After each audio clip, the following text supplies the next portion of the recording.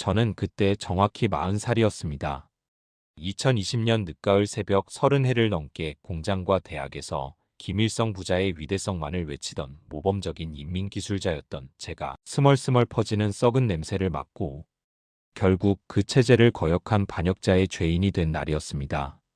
그날의 공포는 제 뼈마디 깊숙이 박혀 지금도 저를 괴롭힙니다. 해산시 인민보안서 마당. 싸늘한 새벽 공기가 폐 속 깊은 곳까지 파고들었습니다.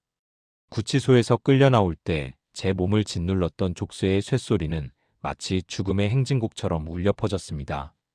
제가 발이 끌리는 거친 시멘트 바닥의 감각, 그리고 제 주위를 둘러싼 경비원들의 무표정한 얼굴과 날카로운 시선은 제가 더 이상 인간이 아닌 처형되어야 할 하나의 물건임을 시사했습니다.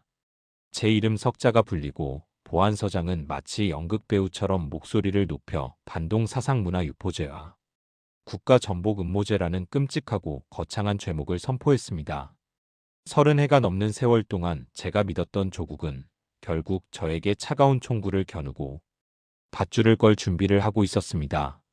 집행관이 다가왔습니다. 그의 손에 들린 밧줄은 마섬유로 만들어져 거칠고 뻣뻣했습니다. 마치 제 심장처럼 밧줄이 격렬하게 쿵쾅거리는 것 같았습니다. 그가 제 목에 거칠게 밧줄을 감는 순간 소름이 돋았습니다. 밧줄이 피부에 닿는 감각은 차라리 날카로운 칼날 같았습니다. 숨이 막혀왔습니다. 저는 마지막 순간까지 외치려 했습니다. 나는 죄인이 아니다. 이 체제가 죄인이다. 내 가족에게 죄를 짓지 마라. 하지만 밧줄이 조여드는 순간 목소리는 나오지 않았고 오직 내장 속의 울부짖음만이 메아리쳤습니다. 제가 발버둥 칠수록 밧줄은 더 죄어왔고 저는 숨쉬는 법조차 잊었습니다. 입에서는 침과 피가 섞여 흘러나왔습니다. 바로 그때 호송차에 실려 처형장으로 이동하는 순간 제 눈에 들어온 것은 처형장 주변에 모인 수백 명의 주민들이었습니다. 그들은 무표정한 얼굴로 저를 지켜보고 있었습니다. 그들의 눈빛에는 공포만 있을 뿐 정의나 연민 혹은 분노는 없었습니다. 그들은 이 잔혹한 공개 처형을 통해 교훈을 얻으라는 당국의 명령에 복종하고 있었습니다. 아, 나는 여기서 한낱 구경거리에 불과하구나. 이 체제가 원하는 것은 나의 죽음 자체가 아니라 이 죽음을 통한 공포의 대대적인 재생산이구나. 이 깨달음이 섬뜩했습니다. 저는 이대로 죽음으로써 반동가족의 낙인을 남기고 싶지 않았습니다. 아내와 굶주린 아들이 이 죽음으로 인해 사회에서 매장되는 것을 막아야 했습니다. 밧줄이 조여들기 시작하는 그 찰나, 호송차에서 처형대로 이송되는 아주 짧은 틈에서 제가 준비했던 비상계획이 실행되었습니다. 이송 담당 경비 중 한 명, 제가 평소 뇌물을 주고 매수했던 자가 고의적으로 상황을 흐트러뜨렸습니다. 갑자기 경비원 한 명이 발을 헛디디며 소리를 질렀고 그 순간 군중의 시선이 잠시 흩어졌습니다. 단 3초의 찰나, 저는 인간의 본능적인 공포를 넘어선 가족을 향한 지독한 사랑의 힘으로 몸을 던졌습니다. 밧줄이 목에 감긴 채 저는 피투성이가 된 몸으로 군중을 뚫고 해상 강변을 향해 달렸습니다. 등 뒤에서는 총성이 울렸습니다. 땅, 땅, 땅. 저는 살이 찢기는 고통을 느꼈지만 멈출 수 없었습니다. 오직 아내와 아들을 살려야 한다는 일념뿐이었습니다. 저는 자유를 위해 죽음을 택했던 것이 아니라 살기 위해 죽음을 무릅쓴 것입니다. 이 이야기는 제가 겪었던 지옥, 사형 집행 직전까지 몰렸던 북한에서의 끔찍한 진실과 목숨 건 탈출의 기록입니다. 이 이야기가 불편하고 고통스러울지라도 부디 끝까지 들어주십시오. 왜 우리가 그 모든 것을 버리고 자유를 찾아야 했는지 그 답이 이 여정에 담겨 있습니다. 더 많은 탈북 이야기가 궁금하시다면 지금 바로 구독 버튼을 누르고 알림 설정을 켜주십시오. 이 채널은 여러분에게 숨겨진 진실을 모두 꺼내 놓을 겁니다. 그럼 제 이야기를 시작하겠습니다. 제가 15살이 되던 1995년은 북한 주민들에게 고난의 행군이라 불리는 문자 그대로의 아사지옥이 시작된 해였습니다. 제가 태어나고 자란 양강도 해산시는 압록강을 끼고 있었지만 그 강은 풍요로운 생명의 물줄기가 아니었습니다. 그저 굶주려 죽은 시신이나 절박한 밀수꾼들만 오가는 절망과 공포가 뒤섞인 경계선일 뿐이었습니다. 당시 저는 순진한 중학교 학생이었습니다. 학교에서는 교사와 당 조직의 끊임없는 사상 주입 속에서 우리는 위대한 수령님의 품 안에서 세상 그 누구보다 행복한 인민이다. 미제와 남조선, 괴뢰들의 식민지 주민들은 굶주린다. 라고 매일 아침 광적으로 외워야 했습니다.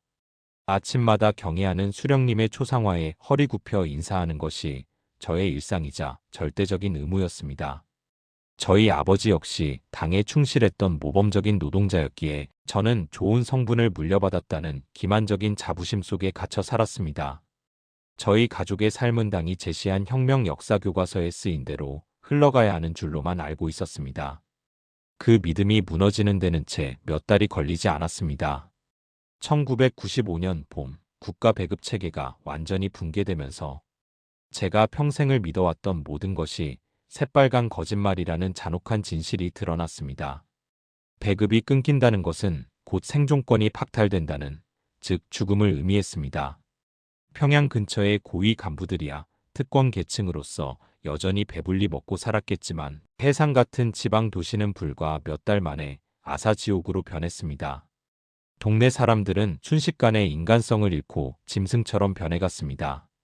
쌀 한 톨에 옥수수죽 한 그릇에 이웃 간의 연대, 가족 간의 정, 그리고 인간의 존엄성까지 모든 것이 무너져 내리는 것을 저는 매일 목격해야 했습니다. 굶주림은 인간의 영혼과 육체를 가장 비참하고 처참하게 만드는 적이었습니다. 굶주림으로 인해 사람들의 얼굴은 잿빛으로 변했고 눈빛에는 생기가 사라졌습니다.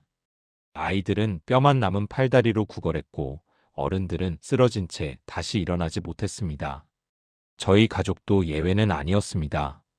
아버지는 제가 보는 앞에서 허리띠를 졸라매고 밤마다 몰래 군수공장에서 빼돌린 낡은 부속품, 즉 국가재산 도적질이라는 죄를 지으면서까지 물건들을 장마당에 내다 팔아 옥수수 가루를 사오셨습니다. 살기 위해 체제의 법을 어길 수밖에 없는 참으로 기막히고 비참한 아이러니였습니다. 아버지는 밤마다 벽을 보고 무릎을 치며 소리 없는 울음을 삼키셨습니다. 평생을 바쳐 충성했던 당과 수령에게 배신당했다는 괴로움 때문이었을 겁니다. 저는 그 모습을 보며 세상의 정의가 완전히 무너졌음을, 그리고 우리가 수령에게 버려진 인민임을 절감했습니다. 어머니는 매일 배고픔에 지쳐 기침을 했고 저는 가족을 위해 무엇이든 해야 한다는 무거운 책임감을 느꼈습니다. 장마당의 풍경은 마치 지옥의 입구가 열린 듯 잔혹했습니다. 굶주림에 지쳐 쓰러진 사람들의 시신이 길거리에 천 조각처럼 방치되었고 사람들은 그 시신들을 짐승처럼 넘나들며 식량을 구걸하거나 기회만 생기면 훔치려 들었습니다. 시신을 수습할 여력도 정신도 없었습니다. 저는 15의 소년이었지만 매일 장마당에서 거친 사투를 벌여야 했습니다. 제 손에는 늘 상처가 있었고 눈빛은 이미 어른처럼 공포와 불신으로 가득 차 있었습니다.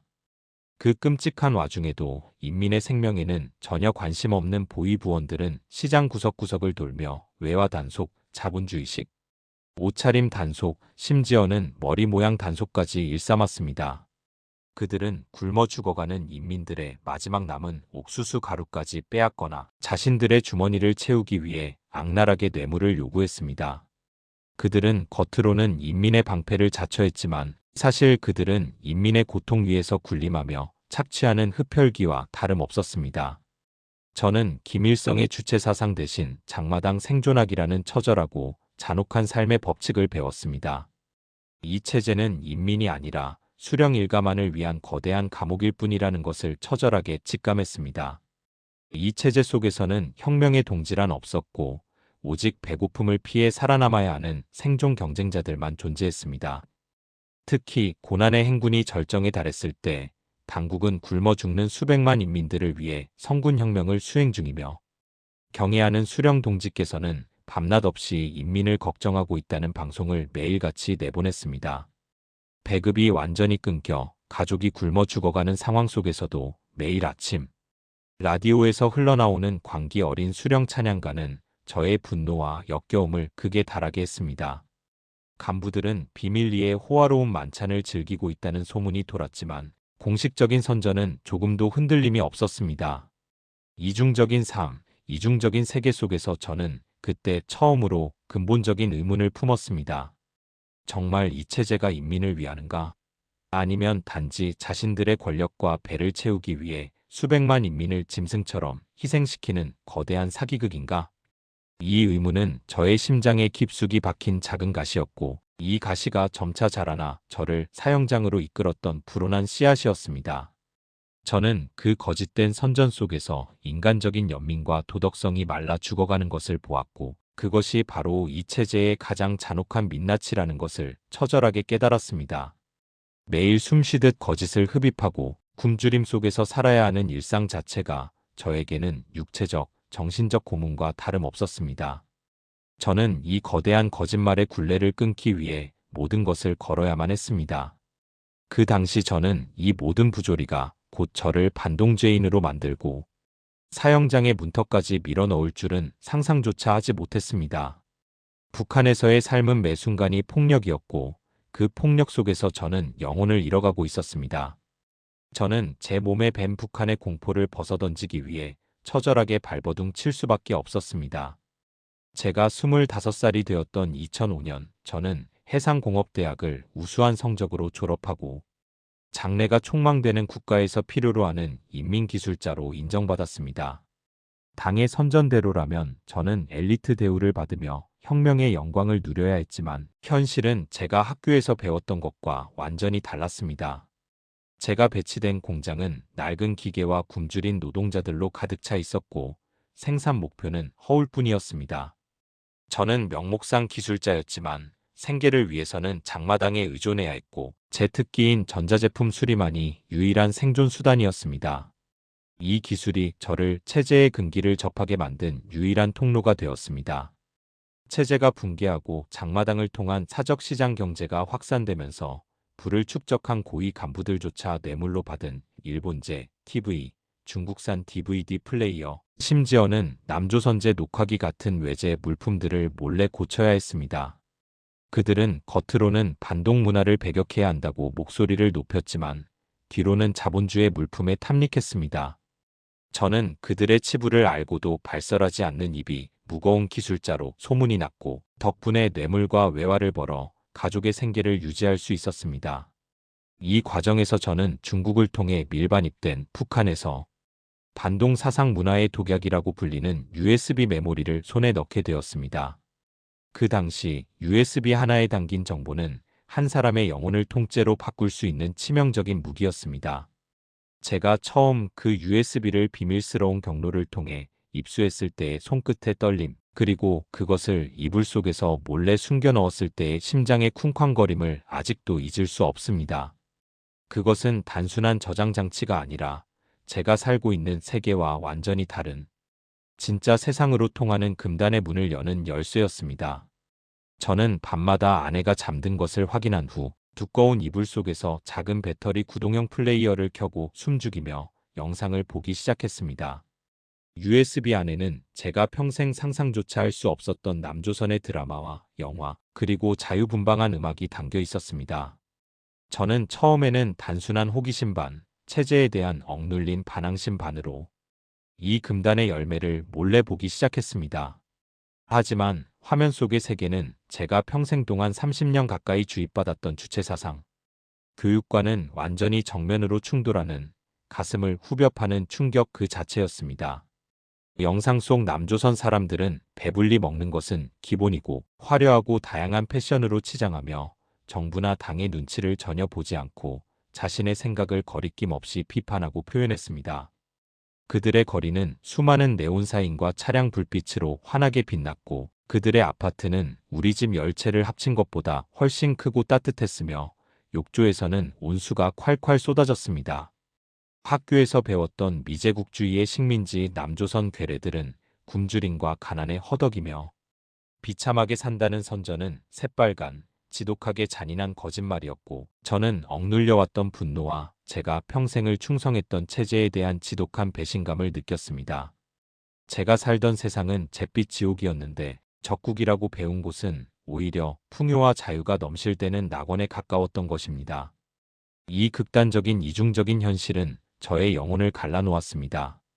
저는 매일 밤 숨어서 남조선 드라마를 보면서 이것이 진실이라면 내가 살고 있는 세상은 무엇인가? 라는 존재론적인 질문에 시달렸습니다. 특히 저를 뿌리째 흔들었던 것은 그들이 자유롭게 표현하는 사랑과 개인의 존엄성, 행복 추구권이라는 인간의 근원적인 감정이었습니다. 남조선 드라마 속 주인공들은 수령이나 당에 대한 맹목적인 충성이 아닌 오직 개인의 사랑과 꿈을 위해 울고 웃으며 목숨을 걸었습니다. 북한에서 개인의 행복은 곧 혁명에 대한 충성과 헌신으로 강제적으로 포장되어야 했고 인간의 자연스러운 감정이나 욕망조차도 철저히 당 조직과 인민반의 감시 아래 통제받았습니다. 하지만 그 드라마를 보면서 저는 비로소 제가 한 명의 인간이었음을 깨달았고 저의 굳게 닫혀있던 인간적인 감정의 문이 격렬하게 열리는 것을 느꼈습니다. 제가 살고 있던 곳이 사회주의 낙원이 아니라 개인의 감정, 존엄성, 그리고 가장 기본적인 생존권까지도 철저히 통제하고 짓밟는 거대한 주체식 강제 수용소였다는 것을 깨달았습니다. 저는 이 사실을 알게 된 후부터 북한의 모든 선정과 구호가 역겹게 느껴졌고 하루하루가 고통스러운 기만과 위선 속에서의 삶이었습니다. 저는 더 이상 체제의 앞잡이 노릇을 할 수 없었습니다. 가장 결정적이고 처절한 각성의 계기는 어머니의 병환 때였습니다. 어머니는 고난의 행군을 거치면서 영양실조와 심각한 병환으로 쓰러지셨지만 국가에서 운영하는 병원에서 제공하는 약품은 쌀가루만큼이나 효력이 없었습니다. 저는 어머니를 살리기 위해 제가 그동안 몰래 모아두었던 외화와 기술을 이용해 남조선 영상물을 복사하고 유통하는 목숨을 건 흑색 사업에 본격적으로 뛰어들었습니다. 반동 영상물 유포는 적발시 곧바로 공개 사형감이었지만 어머니의 생명이 저에게는 그 어떤 위대한 수령님의 교시나 혁명 구호보다 수백만 배는 중요했습니다.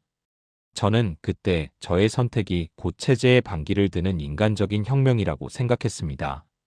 저는 어머니를 살리기 위해 국경을 넘나들며 중국산 약품과 식량을 구해야 했고 그 과정에서 보위부원들에게 뇌물을 바치는 수모를 겪었습니다. 그때 저는 확신했습니다. 이 체제는 저의 어머니, 저의 아내와 아들, 그리고 저 자신보다 수령 일가 한 사람의 안녕을 더 중요하게 여기며 인민을 언제든지 버리고 학살할 수 있는 비정하고 잔혹한 존재라는 것을 이 거대한 거짓의 굴레를 스스로 끊고 떠나지 않으면 결국 우리 모두 굶어 죽거나 처형당할 것이라는 절박한 위기감이 저를 사로잡았습니다. 저는 이 지옥 같은 현실을 대물림할 수 없었습니다. 25세 저는 남조선 드라마 단 몇 편을 통해 30년간의 세뇌 교육이 송두리째 무너지는 경험을 했습니다. 저는 보안원들에게 뇌물을 먹여가며 몰래 영상을 복사하고 팔아 생존하는 비참한 현실 속에서도 진정한 자유와 자본주의 시장 경제의 맛을 보았습니다. 더 이상 이 거짓과 기만의 땅에 남아있을 수 없었습니다. 제 아내와 어린 아들을 그 드라마 속에 자유롭고 빛나는 세상에서 살게 해주고 싶다는 강렬하고 생존적인 욕망이 제 심장을 미친 듯이 뛰게 만들었습니다. 이 욕망이야말로 저를 사형장의 문턱까지 밀어넣게 된 거스를 수 없는 운명의 시작이자 제가 모든 것을 걸고 감행해야 할 탈출의 원동력이었습니다. 저는 이제 혁명의 동지가 아닌 탈출을 꿈꾸는 배신자로서의 처절하고 위험한 삶을 준비해야 했습니다. 저는 제가 죽더라도 제 가족은 살려야 한다는 비장한 결심을 했습니다. 35살 2015년. 저는 겉과 속이 완전히 다른 인간이 되어 있었습니다. 외적으로는 해상공업대학을 졸업한 장래가 촉망되는 공장의 엘리트 기술자 행세를 했지만 내면으로는 남조선 영상물을 전문적으로 취급하는 흑색 시장의 중간 상인이자 체제를 배반한 반역자였습니다. 저의 일상은 한치의 오차도 허용하지 않는 치밀한 이중 생활의 연속이었습니다. 낮에는 공장에서 당 강연에 열심히 참여하는 척하며 목소리를 높였고 밤에는 중국 브로커와 연결된 암호를 주고받으며 외화벌이에 매진했습니다. 제 가족이 굶주리지 않고 최소한의 인간적인 삶을 유지하기 위한 필사적인 발버둥이었습니다. 탈북을 결심한 것은 더 이상 주저할 수 없는 생존 그 이상의 문제였습니다. 제가 영상을 유포하며 벌어들이는 돈으로는 가족이 당장의 굶주림을 면할 수 있었지만 그것은 언제 터질지 모르는 시한폭탄을 안고 사는 것과 같았습니다. 매일 신문과 방송을 통해 접하는 반동제 사형 집행 소식은 저에게 시간이 얼마 남지 않았음을 경고했습니다. 특히 2010년대 후반부터 강화된 반동 사상문화 배격법은 저와 같은 사람들을 향한 칼날이었습니다. 저는 보안원들에게 체포되는 순간 저뿐만 아니라 아내와 어린 아들까지 반역자의 가족으로 낙인 찍혀 정치범 수용소의 비참한 구덩이로 끌려가 영원히 고통받을 운명이라는 것을 너무나 잘 알고 있었습니다. 그곳에서의 삶은 죽음보다 더 잔혹하다는 소문을 익히 들어 알고 있었습니다. 저는 제 손으로 이 굴레를 끊어야 했습니다. 탈출은 단순한 도망이 아니었습니다. 그것은 곧 국가에 대한 반역의 길이자 성공 확률보다 실패 시의 대가가 수백 배는 더 큰 삼족이 멸하는 최악의 죽음의 도박이었습니다. 저는 해산에 인접한 중국 브로커와 은밀하고 치밀하게 연락을 취하기 시작했습니다. 이 브로커는 국경 경비대 내부의 고위층, 심지어는 보위부의 일부 요원들까지 뇌물로 매수할 수 있는 거대하고 위험한 조직의 핵심 인물이었습니다. 그와 접선하는 것 자체가 목숨을 건 행위였지만 다른 방법은 없었습니다. 브로커는 압록강을 건널 수 있는 시간, 경비대의 눈먼 구역, 그리고 심지어 경비 초소 내부의 협력자까지 돈으로 살 수 있다고 장담했습니다. 그가 요구한 돈은 제가 10년 동안 외화벌이와 기술자로 일하며 모은 모든 재산, 아내의 혼수품, 조상대대로 물려받은 집안의 귀금속까지 모두 털어야 하는 천문학적인 금액이었습니다. 하지만 제 가족의 생명과 영혼의 자유에 비하면 그 돈은 아무것도 아니었습니다. 저는 모든 것을 걸기로 했습니다. 저는 탈출을 준비하는 과정에서 저의 모든 기술과 경험, 그리고 치밀한 성격을 총동원했습니다. 저는 아내에게 탈출의 모든 위험과 계획을 상세히 설명할 수 없었습니다. 아내의 공포가 자칫 실수가 되어 저희 모두를 파멸로 이끌까 두려웠기 때문입니다. 오직 여보, 이대로 가다가는 우리 모두 이 거짓과 공포의 땅에서 서서히 죽어가오. 우리 아들을 위해 내가 먼저 나가서 길을 열어야 하오라고만 말할 뿐이었습니다. 아내는 제 눈빛에서 모든 절박함과 결의를 읽었는지 밤마다 불안에 떨면서도 결국 말없이 고개를 끄덕이며 저의 탈출 계획에 대한 전적인 동의를 표했습니다. 저희 부부 사이의 침묵의 맹세는 그 어떤 언약보다 무겁고 비장했으며 저의 어깨를 짓눌렀습니다. 저는 짐꾼이나 어부 혹은 공장 시찰을 나선 기술자를 가장하여 강변의 경비 초소 주변 지형과 경비원들의 순찰 시간을 초 단위로 면밀히 파악했습니다. 제 기술자 경력이 이때 빛을 발했습니다. 저는 야간 적외선 감시 장비의 사각지대, 경비대 간의 통신망 약점, 그리고 경비대원들의 휴식 및 교대 패턴까지 철저히 분석하여 상세한 지도를 머릿속에 그렸습니다. 탈출 날짜는 달빛이 가장 약해 검은 그림자 속으로 몸을 숨기기 좋은 섣달 금음날 밤으로 정해졌습니다. 가장 절박하고 위험했던 것은 마지막 외화 마련이었습니다. 브로커의 요구 금액이 예상보다 커지자 저는 평생 손대지 않으려 했던 주체사상 관련 기밀, 문서나 공장의 첨단 기술 자료를 몰래 빼돌려 장마당에서 거래하는 사형 중의 사형감인 위험천만한 행동까지 감행했습니다. 저는 자료를 거래하는 동안 단 한 번도 숨을 제대로 쉬지 못했고 온몸의 털이 곤두서는 것 같았습니다. 제 머리 위에는 언제 터질지 모르는 시한폭탄이 매달려 있는 것과 같았고 저는 매일 숨막히는 긴장감 속에서 살았습니다. 이 기간 동안 저는 수면제를 먹지 않으면 단 1시간도 편히 잠들 수 없었고 극심한 스트레스와 굶주림으로 인해 제 몸무게는 10kg 이상 줄어들었습니다. 저의 몰골은 이미 도망자의 그것이었습니다. 35세 저는 탈출을 준비하며 극한의 불안감과 공포에 시달렸습니다. 국경을 넘는 것은 곧 자유냐 아니면 처참한 죽음이냐의 양자택일이었습니다. 만약 실패한다면 곧바로 공개 처형, 가족은 곧바로 정치범 수용소에서 비참한 종말을 맞이할 운명이었습니다. 성공한다면 최소한의 인간다운 삶과 존엄을 얻을 수 있었습니다. 이 길은 단 한 번의 실수도, 단 한 번의 눈물도 용납하지 않는 죽음의 길이었습니다. 저는 더 이상 체제의 부속품이 아니었습니다.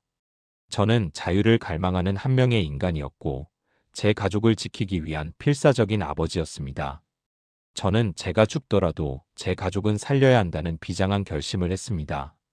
모든 준비가 끝났고, 이제 저는 강을 건널 날만을 손꼽아 기다렸습니다. 하지만 운명은 저를 순순히 놓아주지 않았습니다.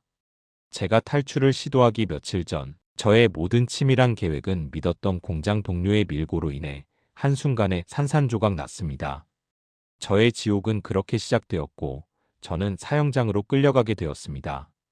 2020년 40살인 저는 탈출 실행을 불과 며칠 앞두고 믿었던 공장 동료의 치명적인 밀고로 해산 보위부에 체포되었습니다. 그 배신감은 온몸을 관통하는 고문보다 더 잔혹했습니다. 동료의 눈빛 속에 담겨있던 탐욕과 공포가 저의 지난 10년의 치밀한 계획을 한순간에 산산조각 냈습니다. 제가 지난 세월 동안 해왔던 반동행위, 즉 남조선 영상물 유포와 체제 비판 내용 유포에 대한 증언은 보위부의 취조실에서 마치 쏟아지는 폭포수처럼 저를 덮쳤습니다. 저는 해산 보위부 지하 취조실에서 말로 형언할 수 없는 생지옥을 경험했습니다.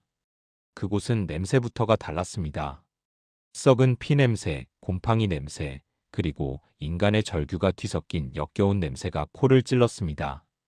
창문 하나 없는 차가운 시멘트 바닥 위에서 저는 이틀 밤낮 동안 잠을 허락받지 못했습니다. 잠 안 재우기는 가장 기본적인 고문이었고, 이어지는 물고문은 저의 영혼까지 파괴했습니다. 머리를 뒤로 젖히고 차가운 물을 무한정 퍼붓는 동안 저는 숨쉬는 방법조차 잊었고, 물을 마시는 것인지 죽음을 삼키는 것인지 분간할 수 없었습니다. 고통을 견디지 못하고 정신을 잃으면 그들은 저를 쇠꼬챙이로 발바닥과 손톱 밑을 찔러 다시 깨웠습니다. 쇠꼬챙이가 손톱 아래 살을 파고들 때에 그 섬뜩하고 찢어지는 듯한 고통은 제가 그동안 인간이 느낄 수 있는 모든 고통의 끝을 경험했음을 깨닫게 했습니다. 극한의 고통과 수치심 속에서 저는 결국 무너져 내렸습니다. 저의 가족을 살리려 했던 제 선한 의도는 국가전복 음모죄와 반동사상, 유포죄라는 명목으로 기록되었고, 저는 사형 선고를 받았습니다. 저의 모든 희망은 물거품이 되었고, 저는 가족에게 멸문지화를 안기게 된 죄인이라는 극한의 절망감에 갇혔습니다. 선고 며칠 뒤 공개 처형이 예고되었습니다. 사형 집행일 새벽 4시. 어둠이 짙게 깔린 시간, 경비원들이 저를 차가운 시멘트 바닥에서 일으켜 세웠습니다. 제 몸에는 녹슨 쇠로 만든 무거운 족쇄가 채워졌고, 거친 밧줄이 목에 감겼습니다. 밧줄이 피부에 닿는 감각은 차라리 날카로운 칼날 같았고, 이미 너덜너덜해진 제 영혼을 짓눌렀습니다. 제가 이 모든 고통과 굴종을 겪었음에도 결국 이렇게 비참한 최후를 맞이한다는 사실이 너무나 억울하고 분통 터졌습니다. 호송차에 실린 채 처형장으로 향하는 길은 제 인생의 마지막 길이었습니다. 호송차는 이미 수백 명의 주민들이 공포에 질린 채 줄지어 대기하고 있는 해산역 광장으로 천천히 이동했습니다. 그들의 눈빛에는 공포만 있었을 뿐 정의나 연민은 없었습니다. 그들은 그저 구경꾼이자 체제의 공포를 주입받는 희생자들이었습니다. 절망 속에서 저는 마지막으로 주변을 둘러봤습니다. 바로 그때 처형장으로 가는 길목, 인파 속에 숨어있는 한 사람과 눈이 마주쳤습니다. 제가 목숨을 걸고 거래했던 그 중국 브로커였습니다.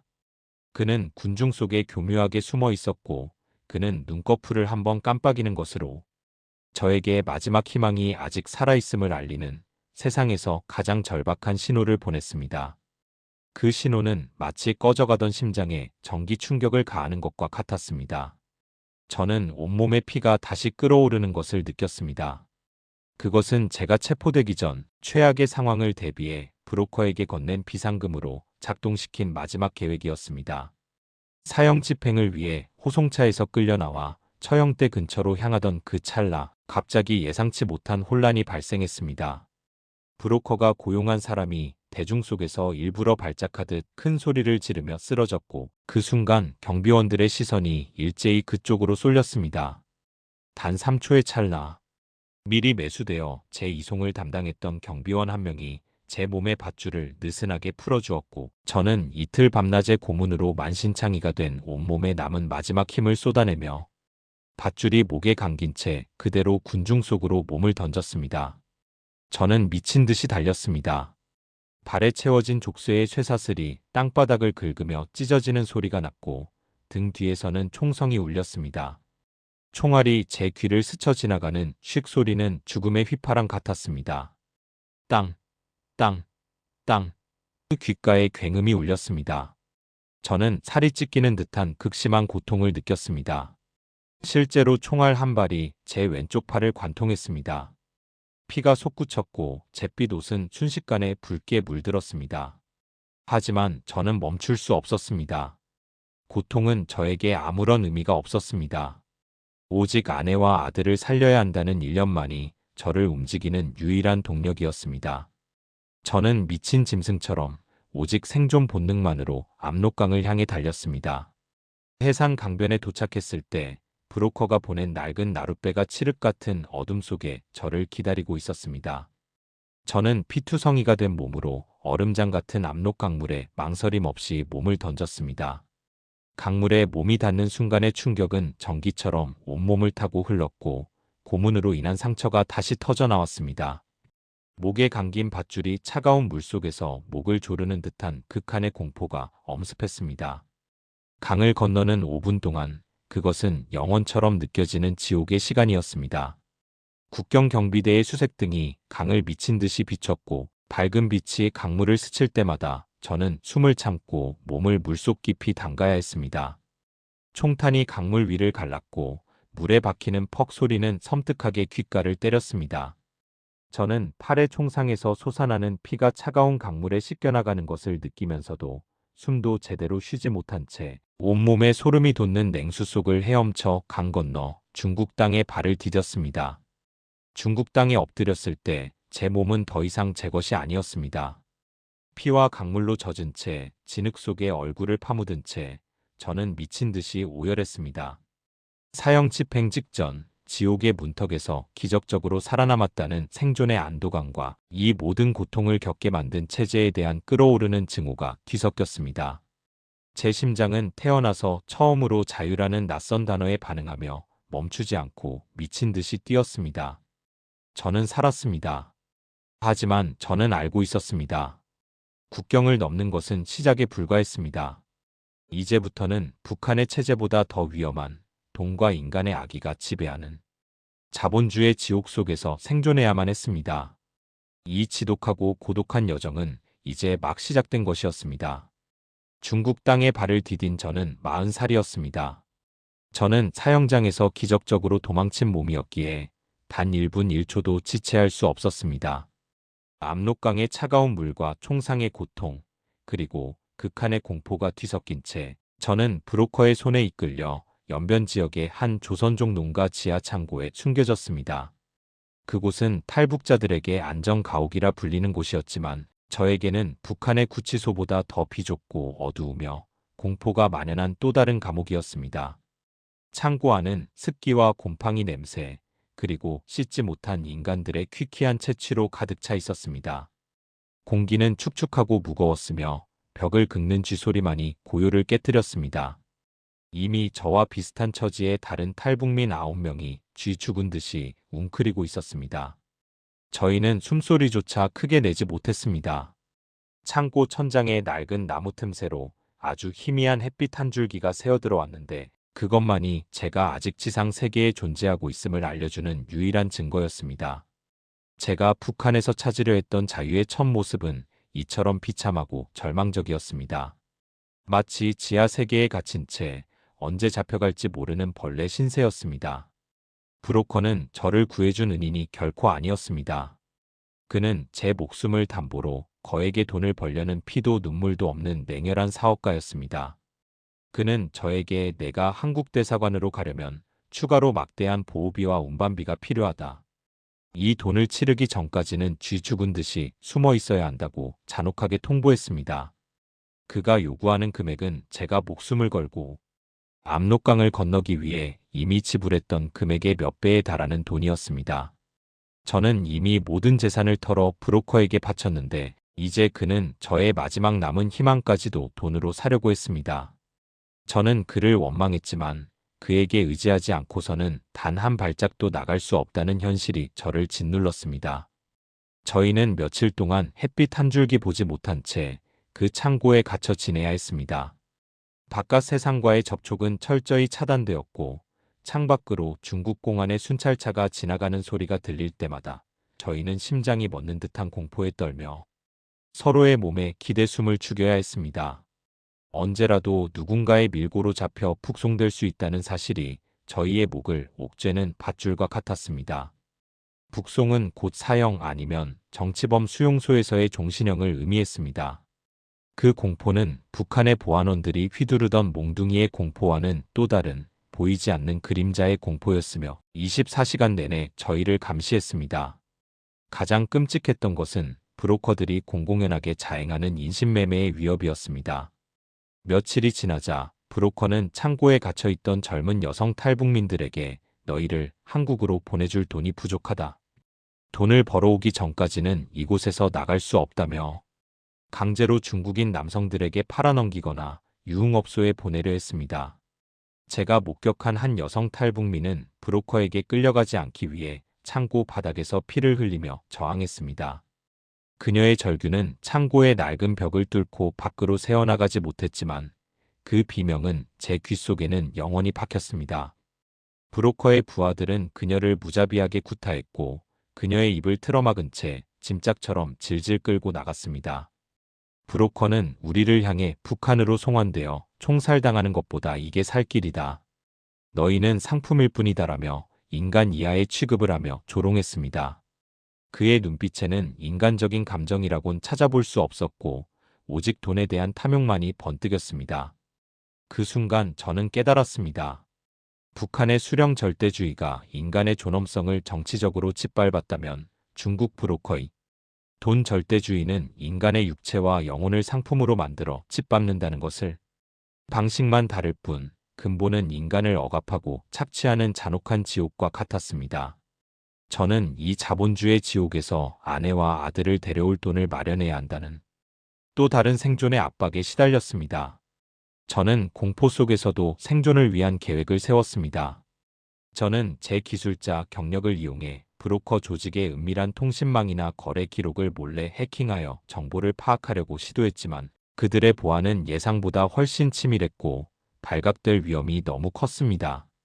결국 저는 발각될 위험을 무릅쓰기보다는 그가 이끄는 루트를 따르기로 했습니다. 저는 아내와 아들을 데려와야 한다는 일념 하나로 이 치욕적인 시간을 견뎌냈습니다. 밤마다 몰래 품속에 숨겨온 가족 사진을 꺼내보며 반드시 살아서 이 지옥을 벗어나겠다고 피를 토하는 심정으로 다짐했습니다. 저의 목숨은 저의 것이 아님을 알았습니다. 그것은 오직 가족의 자유를 위한 도구였습니다. 저는 브로커에게 부족한 돈을 마련해주기 위해 잠시 창고 밖으로 나와 조선족 농장에서 고된 육체 노동을 했습니다. 저는 기술자였지만 이곳에서는 이름도 없이 짐승처럼 일해야 했습니다. 해산에서의 굴욕적인 삶은 여기에 비하면 차라리 나았다고 생각될 정도였습니다. 그렇게 며칠 밤낮을 뼈를 깎는 고통 속에서 일한 끝에 브로커가 요구한 추가 금액의 일부를 겨우 마련할 수 있었습니다. 브로커는 그제야 만족한 듯 비열하게 웃으며 다음 루트를 지시했습니다. 이제 다음 단계는 국경을 넘어 동남아시아로 향하는 것이었습니다. 이 길은 수천 킬로미터에 달하는 길고 험난한 여정이었으며 중국 공안의 감시를 피해 산과 강을 넘어야 하는 또 다른 죽음의 그림자가 드리워져 있었습니다. 저는 중국이라는 거대한 돈의 감옥에서 벗어나기 위해 모든 것을 걸고 이 위험천만한 여정에 몸을 던져야 했습니다. 저는 이 고독하고 절박한 도피의 길 끝에 자유라는 희미한 빛이 존재할 것이라 믿으며 다시 한번 죽음을 무릅쓰고 어둠 속으로 걸어 들어갔습니다. 이 여정은 저에게 닥칠 새로운 고난과 위험의 시작이었습니다. 저는 브로커에게 목숨값이나 다름없는 마지막 외화를 모두 털어넣어 동남아시아 루트에 합류했습니다. 이 여정은 인간의 한계를 시험하는 극한의 고통이었으며 끝없는 공포와 불안이 1초도 저를 놓아주지 않았습니다. 저희는 중국 남부지방을 기차, 버스, 그리고 대부분은 정글처럼 우거진 산길을 걸어서 이동해야 했습니다. 짐승처럼 웅크린 채 화물차 밑에 숨어 있었던 시간들은 끝이 없는 영원처럼 느껴졌습니다.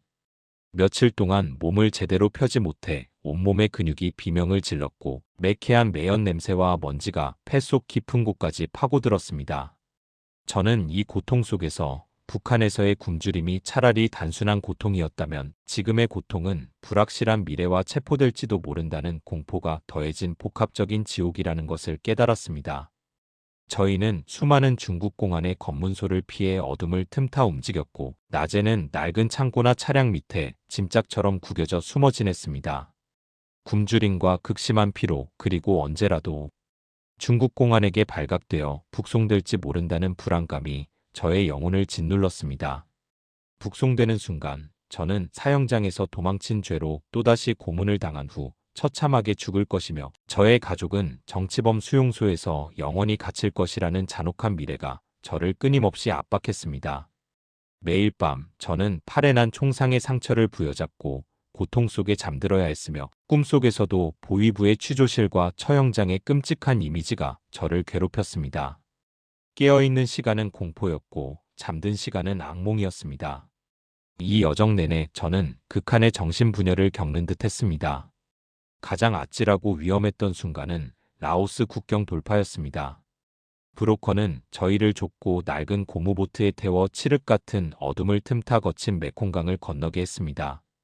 강물은 흙탕물처럼 탁하고 거칠었으며 주변은 동남아 특유의 짙은 밀림으로 우거져 있었습니다.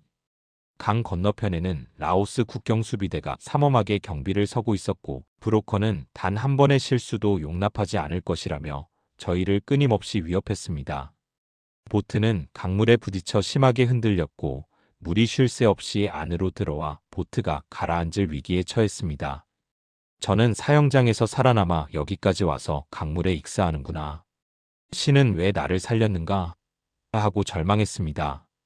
하지만 저는 아내와 아들의 얼굴을 떠올리며 진흙탕 속에서 보트를 필사적으로 밀고 나갔습니다. 국경수비대 초소의 희미한 불빛이 보일 때마다 저희는 숨을 참으며 강물 속으로 몸을 완전히 숨겨야 했습니다.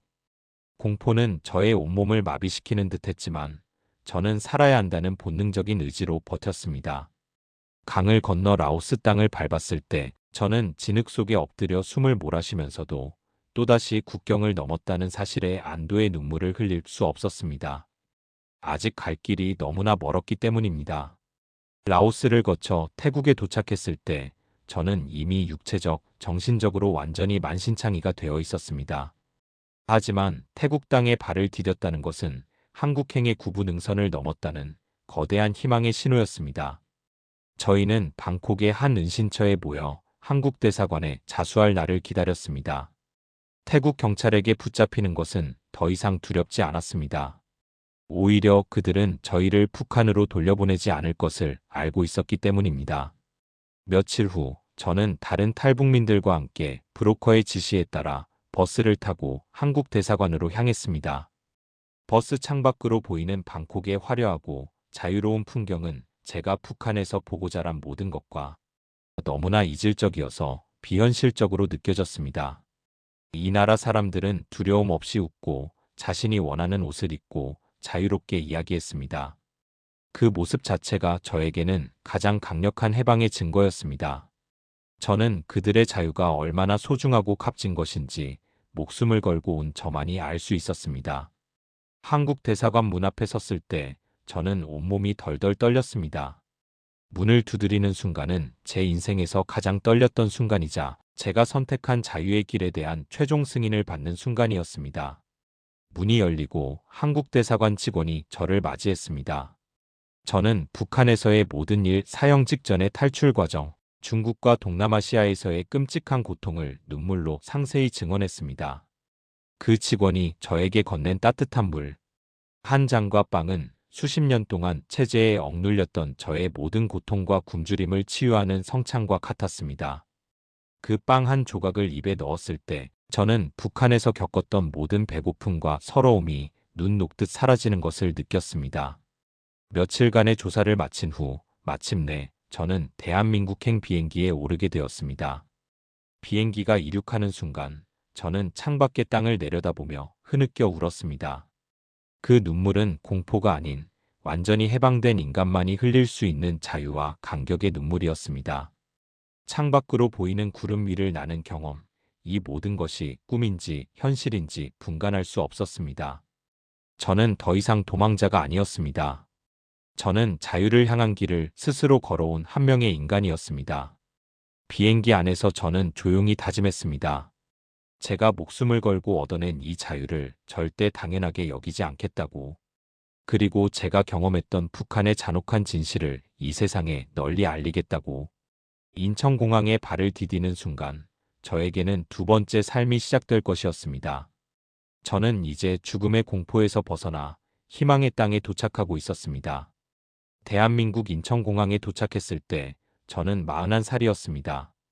비행기에서 내려다본 서울의 밤은 마치 우주의 별들을 모두 모아놓은 듯한 빛의 홍수였습니다. 북한에서 평양의 밤은 통제된 어둠과 검은 그림자였고 해산의 밤은 암흑 그 자체였는데 이곳의 빛은 자유와 풍요가 폭발적으로 만들어낸 기적처럼 느껴졌습니다. 이 거대한 불빛들은 제가 목숨을 걸고 건너온 모든 고난의 이유를 단번에 설명해주는 듯했습니다. 저는 하나원을 거쳐 대한민국 사회에 발을 디뎠습니다. 모든 것이 낯설고 혼란스러웠지만 동시에 모든 것이 기적처럼 감격스러웠습니다. 저는 난생 처음 마트에서 내가 원하는 식료품을 두려움 없이 누가 보든 말든 마음껏 고를 수 있다는 사실에 북한에서의 고통이 주마등처럼 스치며 목이 메었습니다. 제가 가진 돈으로 무엇이든 누구의 눈치도 보지 않고 살 수 있다는 이 단순한 진실이 너무나 충격적이었고 저는 넋을 잃고 마트의 진열대를 한참 동안 바라보았습니다.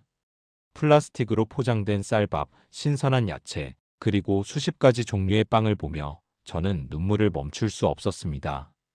북한에서는 굶주림이 일상이었는데 이곳은 버리는 음식을 걱정하는 세상이었습니다. 가장 충격적이고 소름 돋았던 것은 말의 자유였습니다. 저는 지하철이나 길거리에서 사람들이 신문 기사를 보며 대통령과 정부를 격렬하게 비판하고 욕하는 것을 들었습니다. 북한 같으면 당장 반동죄로 사형당하거나 정치범 수용소로 끌려갈 이야기들이었습니다. 하지만 이곳에서는 그것이 일상이었습니다.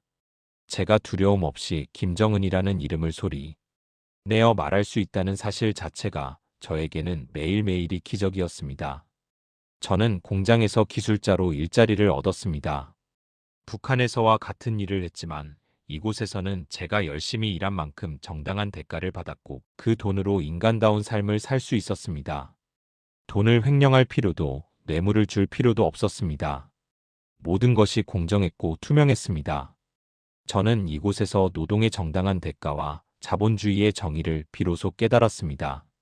북한에서처럼 늘 누군가를 속이거나 감시해야 할 필요가 없다는 사실이 저에게는 가장 큰 안도감이었습니다. 하지만 자유는 곧바로 과거의 공포와 트라우마를 지워주지는 못했습니다. 저는 밤마다 사형장에서 끌려 나오던 그날의 악몽을 꾸었고 거리에서 경찰차의 사이렌 소리만 들어도 온몸이 경직되고 숨이 막혔습니다. 저를 포함한 많은 탈북민들이 한국 사회의 풍요 속에서도 내부의 감옥, 즉 과거의 트라우마에 갇혀 지냈습니다. 북한에서의 억압과 고문이 제 몸과 마음에 새겨진 지울 수 없는 문신과 같았기 때문입니다. 수면제를 먹지 않으면 단 1시간도 편히 잠들 수 없는 날들이 계속되었습니다. 저는 정신과 치료를 받기 시작했고 제가 살아남았다는 사실 자체가 가장 큰 축복임을 되새기며 하루하루를 버텼습니다. 북한에서 온갖 기술을 배웠지만 한국에서 제가 가장 먼저 그리고 가장 절실하게 배워야 했던 것은 두려움 없이 사는 법이었습니다. 타인을 불신하지 않고 공포 없이 잠드는 법을 배우는 것은 긴 싸움이었습니다. 저는 이 모든 고통과 트라우마를 감수하고서라도 아내와 아들을 이 땅으로 데려와야만 했습니다. 제가 자유를 얻은 것은 저 혼자만의 행복이 아니라 가족의 자유를 위한 것이었기 때문입니다. 저는 한국에서 피땀 흘려번 돈을 단 한 푼도 낭비하지 않고 모아 브로커에게 보내 아내와 아들의 탈북 비용으로 사용했습니다. 그 과정은 또다시 엄청난 위험과 시간을 요구했지만 저는 포기하지 않았습니다. 저는 공장에서 일하면서도 늘 휴대전화를 손에서 놓지 못했습니다. 매일 밤 아내와 아들이 무사히 국경을 넘었는지, 중국 공안에게 잡히지는 않았는지, 브로커에게 배신당하지는 않았는지 불안에 떨었습니다. 마침내 2년 후 아내와 아들이 저와 같은 생사의 루트를 거쳐 한국에 도착했다는 소식을 들었을 때 저는 공장 한가운데서 무릎을 꿇고 통곡했습니다. 인천공항 입국장에서 아내를 끌어안았을 때 저는 비로소 3년 전 사형장에서 시작된 기나긴 탈출 여정의 마침표를 찍는 진정한 해방을 느꼈습니다. 아내의 품에서 저는 북한에서의 모든 고통과 죄책감을 잠시나마 잊을 수 있었습니다.